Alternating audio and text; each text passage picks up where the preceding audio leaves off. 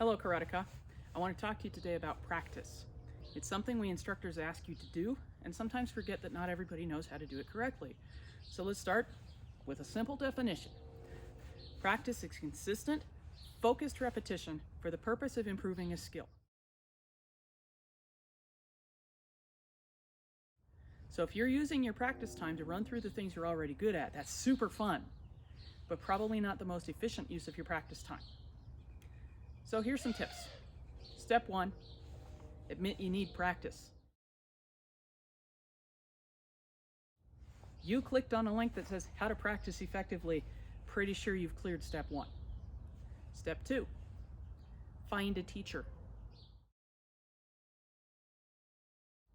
In person is best. If you can't find somebody in person because of where you live and what teachers are available, see if you can find somebody who will work with you remotely. Many of us walk around with a camera in our pockets these days. We have the technology, let's use it. There will be some things that you struggle more with if you do remote learning, but you will find that you do get better. If you can't find a teacher at all, video is okay. It's better than nothing. Teacher is best. Step 3, have a practice space. If you can have a space that's just dedicated for your practice, that's all that goes on there, that's awesome. That's not realistic for most of us. My practice space is my garage. That means that my practice starts when I pull the car out and I sweep the floor. That's the beginning of my practice. For our younger karateka, maybe your practice begins by picking up your room. Your parents will enjoy not having to remind you. You want to have materials in your practice space, whatever materials you're going to need. Paper and pencil for sure, maybe water. Whatever's going to keep you from being distracted. Put your phone on airplane mode. You don't need all those social media interruptions while you're practicing. Your practice space doesn't have to be large. All you really need is to be able to fully extend your longest technique in 2 directions. And by fully extend, I mean rotate. For most of us, our longest technique is yokogeri. There's a difference between that and that. If you can't kick, or you haven't learned that technique yet, your longest technique is probably chudansuki.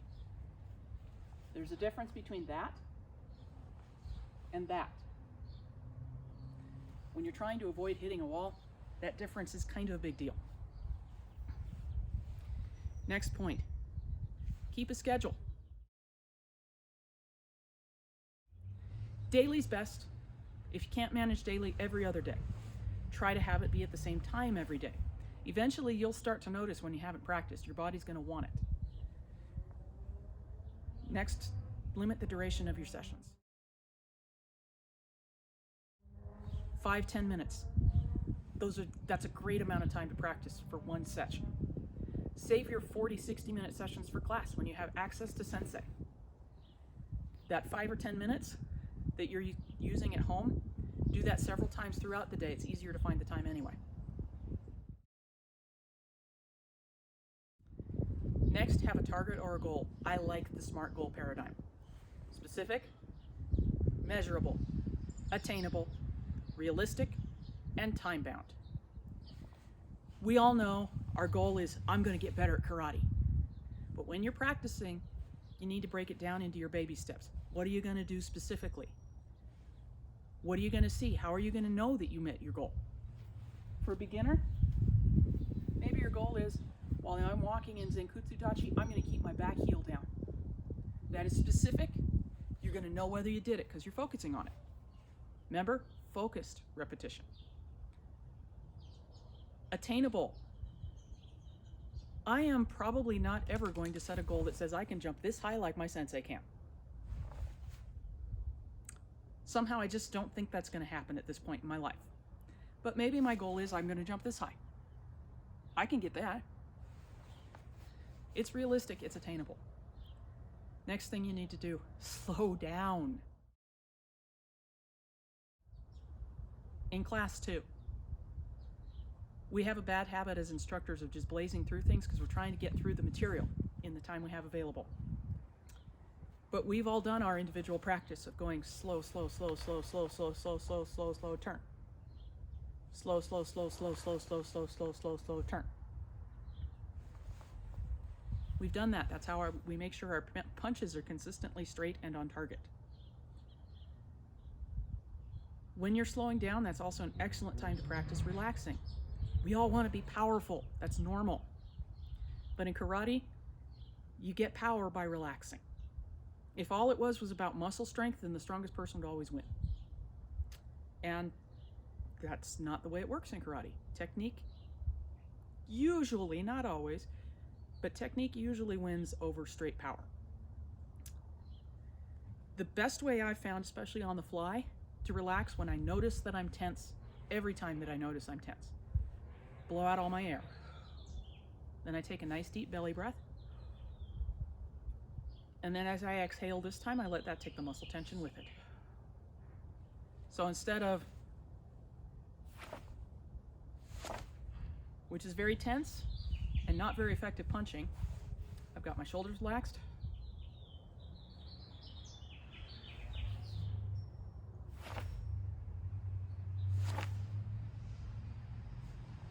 And do that slowly.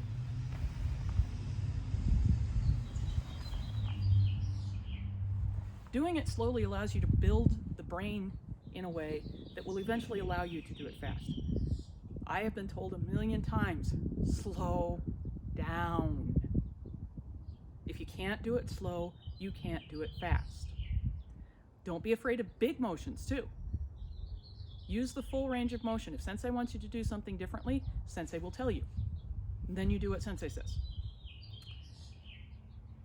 I've also been told 1,000,000 times, slow is smooth and smooth is fast. So fast is not the goal. Smooth is the goal. As you get to where your brain knows what to do, it's a process called myelination. And at the end of this video, I'm going to send you to another resource that explains it far better than I can. When you're going through the process of myelination, slowing it down allows you to build it correctly. Practice doesn't make perfect. Practice makes habit. Perfect practice makes perfect. Perfect practice means slow down. It does you no good to do it fast and wrong. Next, write things down. This is why you need to have paper and pencil in your practice space. Write down your goals. Write down your questions especially. Write down any observations you have. Then you take your questions to class with you the next time and you ask sensei. Next item, watch yourself. If you have a practice space that has mirrors, I'm jealous. I don't.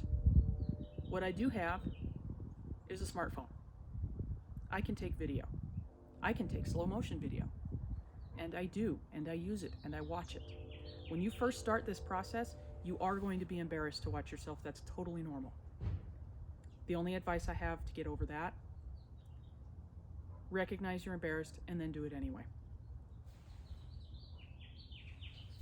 Look for the things that you thought you were doing right, but just look wonky. I have had many situations where I've had instructors who got irritated with me because they told me to do something and I wasn't doing it, but I thought I was because I couldn't see what I was doing. Then when I went home and I videotaped and I went, oh, now I get it. We all go through that process too. Totally normal. My last tip for you, visualize. Imagine yourself doing the technique, especially as you get comfortable with it. For intermediate to expert level, in whatever realm you're doing it, can be karate, can be other sports, can be music, can be academics, whatever. Intermediate to expert level, visualization is almost as effective as physical practice. We have a thing in our brains called mirror neurons. This is why. Mirror neurons fire when you watch somebody else do a technique or you imagine yourself doing it. The trick is you need to imagine yourself doing it perfectly. You do have sufficient imagination for that. I hope these tips are helpful to you. Enjoy.